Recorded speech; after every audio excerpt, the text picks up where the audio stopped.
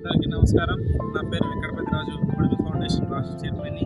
ఈరోజు ప్రపంచ పర్యావరణ దినోత్సవ సందర్భంగా మనం ప్రకృతిని ఏ విధంగా కాపాడుకోవాలనేది రెండు విషయాలు మేము చెప్పబోతున్నా.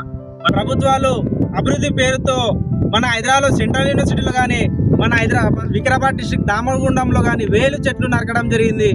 ఎప్పుడు మళ్ళీ రిటర్న్ చెట్లు పాతడం లేదు. ప్రజలు కూడా వాళ్ళ ఇంటి అవసరాల కోసం చెట్లు నరకడం జరుగుతుంది. ముఖ్యంగా మనం ప్రకృతి విధ్వంసం కావడానికి, భూకంపాలు రావడానికి ముఖ్య కారణం, భూగర్భ జలాలు ఎండిపోవడానికి కారణం ప్రకృతే. మనం ప్రకృతిని ఏ విధంగా అయితే కాపాడుకుంటామో మనం ఆ విధంగా ఫ్యూచర్లో మన రాబోయే తరాలకు మంచి ఆక్సిజన్ అందించడం జరుగుతుంది. మనం పుట్టాలి, ఒక 100 సంవత్సరాలు జీవించాలి అంటే మనకి ప్రకృతిలో మనం భాగస్వామ్యం కావాలి. ఫార్మా కంపెనీలు, ఇథనాల కంపెనీల నుంచి వ్యర్థ రసాయనాలను చెరువులో, కుంటలో, నదిలో వదిలేసిండ్రు. అదేవిధంగా ఆ నీళ్లు తాగి అనేక జీవరాశులు, మనుషులు చనిపోతూ ఉన్నారు, అనారోగ్య బారిన పడుతూ ఉన్నారు. అందుకే ప్రభుత్వాలు దీనిపైన దృష్టి పెట్టి ప్రజలను, ప్రకృతిని కాపాడుకోవాలని పుడమి ఫౌండేషన్ డిమాండ్ చేస్తూ ఉంది.